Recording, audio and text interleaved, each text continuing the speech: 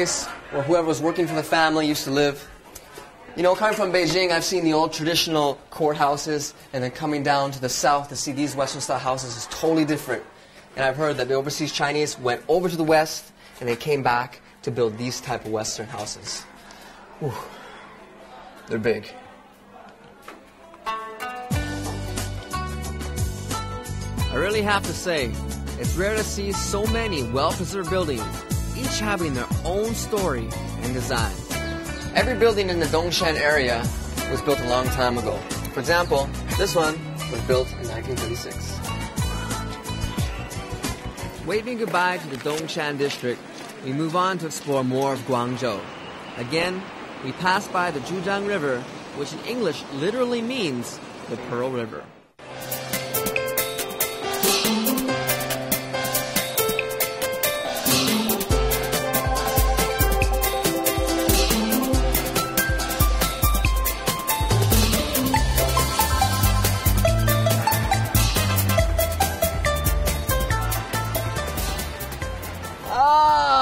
Good morning! A little later than I thought it was. Here we are at the Shangxiazhou Shopping Center where people are walking, eating, and shopping. Today I'm excited because we get to finally eat the famous Cantonese breakfast, dim sum. And actually in Guangzhou is where it originated from. We're going to go to a restaurant where it's hustling and bustling, and we'll start the day off.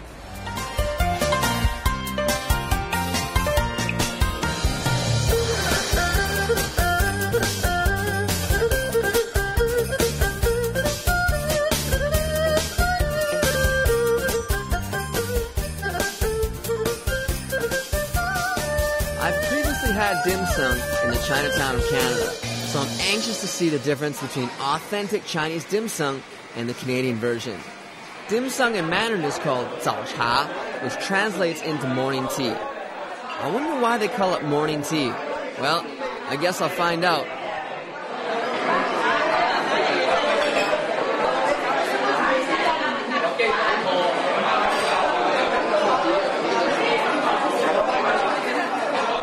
Actually, you can eat dim sum at just about anywhere in Guangzhou, but we chose to find one of the most famous dim sum restaurants in the entire city. This restaurant has been here for over 100 years. Right now it's a little bit after 10 o'clock. Usually dim sum here lasts from 10 to 12. And if you hear that, man, it's loud in here. Everyone is talking and talking.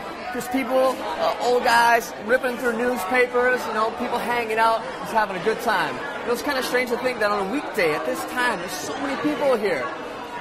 You know, for me, it's just lunch, but for them, this is a lifestyle. I think I might be the youngest kid in here. Anyways, this is the real dim sum atmosphere.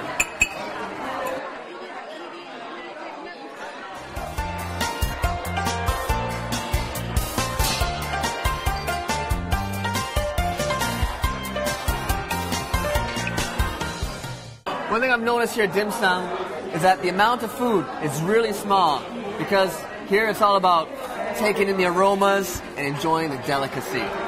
For example, there's some of these plates I've seen before, the steamed buns, the tarts, the boiled pancakes, and actually it's all really cheap here. The most expensive is 16 kwai, the cheapest being 5. But there's one thing that I think most Westerners have never tried, and that's this. You guess what this is? It's chicken feet. Well, there's only one way to find out.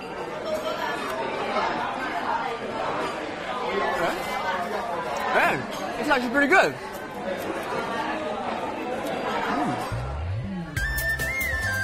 Now for a quick tip on dim sum table etiquette. If your teapot is running low on tea, all you need to do is remove the lid and place it on the side of the top, and they will refill it ASAP. Guangzhou is home to the unique Lingnan culture. Originally, the word Lingnan referred to Guangdong, Guangxi, and the north of Vietnam. Here in the Shangxiazhou Street, Lingnan influence is everywhere, from the Qilo architecture to the countless Lingnan specialty stores. Spread over 1.2 kilometers and with more than 300 shops and 100 years of history, Shangxiazhou Shopping Street is one of the busiest commercial streets in China. Just finishing our 5 out of 5-star dim sum brunch, we decided to go for a walk. As we've seen, the local youth here probably won't be having brunch, but choose to relax by drinking afternoon tea. Whether it's breakfast, lunch, or dinner, the tea culture is a big part of the daily life for the Cantonese. The Chinese take pride in their family name, heritage, and tradition. I'm curious as to how they celebrate their lineage. We'll find out at the next stop, which is a historical relic dedicated to its ancestors. Check your map twice, as it's not easy to find. On the plus side, it's a brisk 15-minute walk from Shengxiajiu. So what is it? Let's take a close look.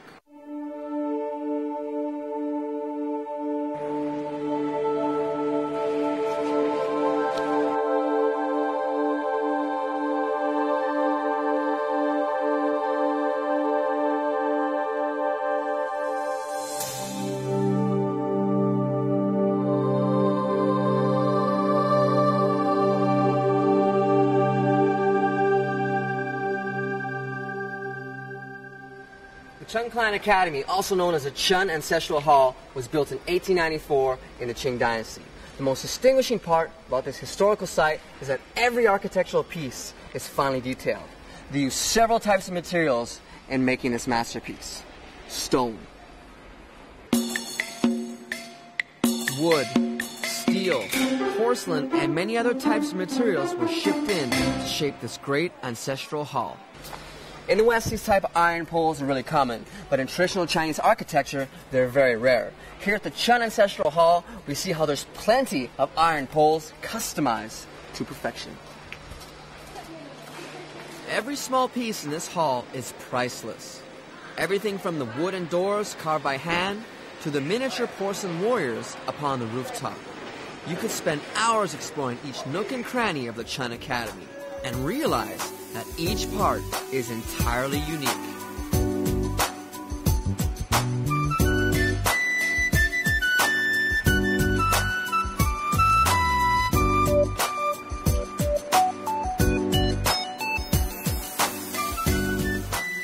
Apart from the beautiful outside architecture, inside also has many things for us to see. Here at the Chun Ancestral Hall, there's always types of small, interesting exhibits happening. For example, the dragonfish exhibit. I just learned that legend has it that the Chinese people are descendants of the dragon, and the dragonfish are one of the sons of the dragon. I've also heard if you paint and decorate the ridge of your house with the dragonfish, it'll protect you from fire. So I'm trying to figure out the logic here. So the fish is from the water, and the water repels and puts out the fire. Interesting logic. It works. On the roof of nearly every ancient Chinese structure is a mythical shape, a dragon's head with a fish's body, hence the name, the dragonfish. There's no blueprint for the dragonfish, so sculptors had the freedom to design whatever he felt was appropriate. If you keep your eyes open, even today, you'll spot the dragonfish on many ancient buildings. Well, here, loudspeaker. Well, we had a great time here. It's almost 5:30 and it's time to go. And only 10 quiet ticket. There's a great bang for your buck.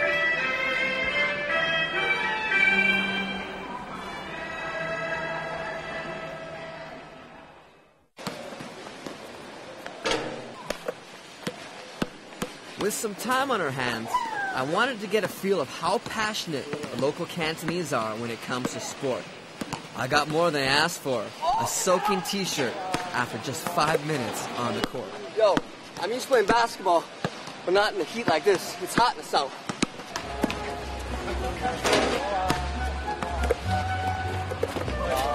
Hey! Whoa. Oh. The rules are a little bit different than I'm used to, but I'll adjust. Oh, sick!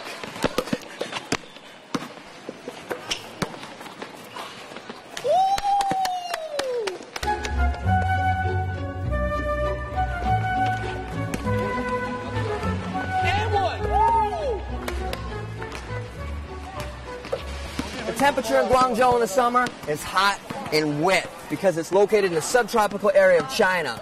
But it doesn't stop the locals here from exercising and sweating it up.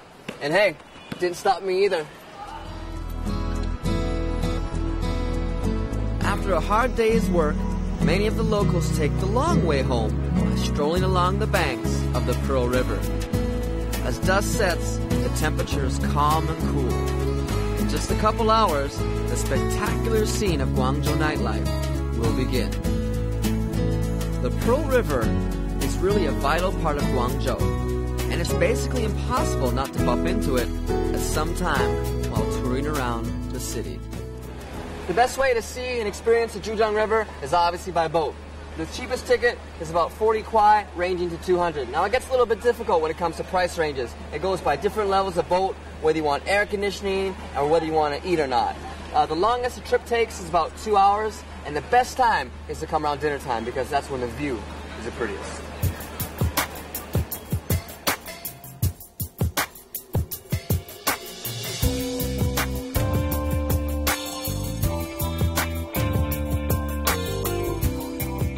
I can't believe we packed so much in just one day in Guangzhou. Guangzhou is famous for foreign trade and business and holds China's largest trade fair, the Canton Fair. However, in between the seemingly endless skyscrapers, shopping malls, and building sites, there is a lot of Chinese culture and history.